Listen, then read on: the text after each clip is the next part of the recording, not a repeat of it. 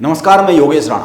राजनीति में एक सटीक गठबंधन के लिए दो जरूरी मानक होते हैं। एक, जिन दलों में गठबंधन हो रहा है उनमें कोई बड़ा वैचारिक मतभेद नहीं होना चाहिए, और दूसरा, गठबंधन के कार्यकर्ता जमीन पर एक दूसरे को लेकर दुश्मन जैसा बर्ताव ना करें।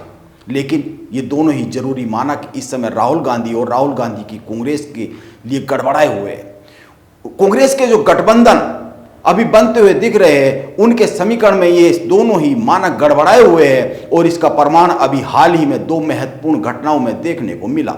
उद्धव ठाकरे कह रहे हैं कि राहुल गांधी लगातार वीर सावरकर का अपमान कर रहे हैं, इसीलिए उनके साथ हम नहीं चल सकते। उद्धव ठाकरे ने गठबंधन तोड़ने की धमकी दी है। आप गौर कीजिए, उद्धव ठाकरे ने क्या यह धमकी वीर सावरकर का राहुल गांधी द्वारा बार बार अपमान करने के कारण दी गई है, या फिर यह धमकी उद्धव ठाकरे की राजनीतिक तौर पर एक मजबूरी और जरूरी हो गई है?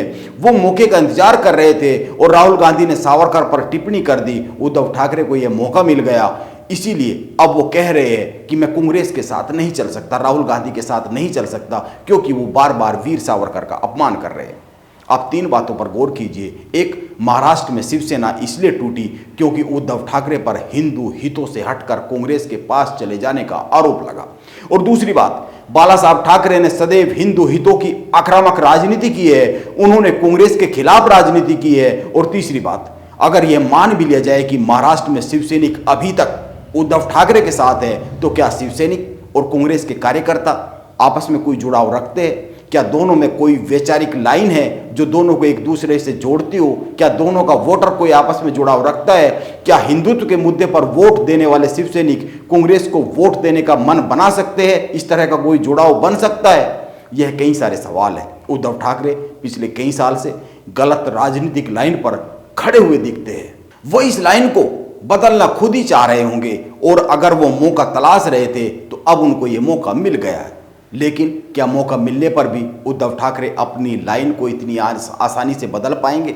यह बहुत ही महत्वपूर्ण सवाल है, आप ध्यान दीजिए।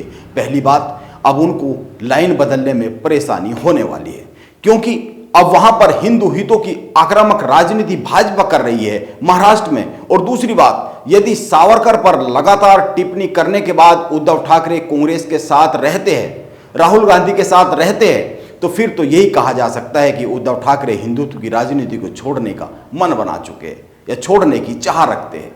इसीलिए वो अपने कोर वोटर की भावनाओं के खिलाफ जाकर कांग्रेस के साथ रहने की सोच रहे हैं, विचार कर रहे हैं, क्योंकि राहुल गांधी बार बार वीर सावरकर पर टिप्पणी कर रहे हैं। इसके बाद भी अगर वो वहां कोई जुड़ाव रखते हैं तो ये माना जाना चाहिए कि वो अपने हिंदुत्व की राजनीति से थोड़ा इधर उधर जाने की सोच रहे हैं।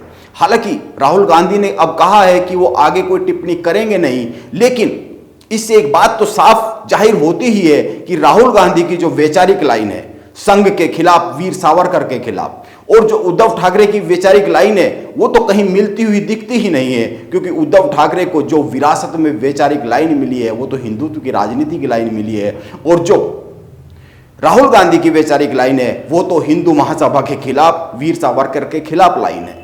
और यह जो उदाहरण मौजूदा समय में राजनीति में मिल रहा है, यह मौजूदा समय में विपक्ष की राजनीतिक सिचुएशन का एक बहुत ही बड़ा उदाहरण है। मैं फिर कहता हूं कि वैचारिक भिन्नता के साथ राजनीतिक गठबंधन कैसे हो सकता है, और वो भी इतनी गहरी वैचारिक भिन्नता के साथ, और जमीन पर एक दूसरे से राजनीतिक विरोध रखने वाले कार्यकर्ता एक साथ कैसे आ सकते हैं? उद्धव ठाकरे की मौजूदा राजनीति में यह वैचारिक द्वंद्व है।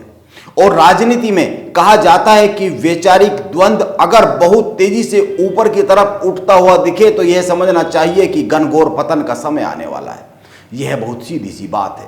अब आप एक अन्य घटना पर भी ध्यान दे लीजिए। बिहार में आजकल एक घमासान मचा हुआ है। पिछली बार नीतीश कुमार ने भाजपा के साथ मिलकर चुनाव लड़ा और लोकसभा की 16 सीटें जीत ली। अब इन सीटों में से अधिकतर ऐसी सीटें हैं जिस पर जदयू से भी ज्यादा मजबूत स्थिति में आरजेडी है। 2019 में नीतीश के उम्मीदवारों को भाजपा और जदयू के समीकरण ने जिता दिया। अब नीतीश कुमार के सांसदों में भगदड़ जैसे हालात बनते हुए दिख रहे हैं, क्योंकि इस बार इनमें से कई सीटें तेजस्वी यादव को देनी पड़ सकती है, क्योंकि वहां पर तेजस्वी यादव की मजबूत स्थिति है। क्योंकि 2019 में तो भाजपा का वोट साथ मिला था, इसीलिए समीकरण बदले थे। लेकिन अब तो भाजपा साथ नहीं है और फिर कांग्रेस भी तो अपना हिस्सा मांगने वाली है, क्योंकि कांग्रेस भी तो अब गठबंधन में है। और फिर यह भी समझना जरूरी है कि नीतीश कुमार और तेजस्वी यादव के जो वोटर है, जो कार्यकर्ता है, वो वैचारिक तौर पर एक ही लाइन पर कितने खड़े हुए हैं। और क्या इन दोनों की पार्टी का कार्यकर्ता जमीन पर एक दूसरे से राजनीतिक दोस्ताना व्यवहार कर सकता है? यह भी एक सवाल है और इस तरह के बहुत सारे सवाल है। इसीलिए मैं फिर कहता हूं कि विपक्ष के बड़े नेता एकजुट हो सकते हैं, क्योंकि उनके लिए 2024 का चुनाव करो या मरो का चुनाव है। लेकिन सवाल तो यह है कि वो उस वैचारिक लाइन का क्या करेंगे जिस पर खड़े होकर वो सदैव एक दूसरे को गाली देते रहे। यह एक सोचने वाली बात है। इस पर विमर्श होना बहुत जरूरी है, इस पर चिंतन होना बहुत जरूरी है, इस पर बात की जानी बहुत ही जरूरी है। नमस्कार, मैं योगेश राणा, आप बने रहें मेरे साथ।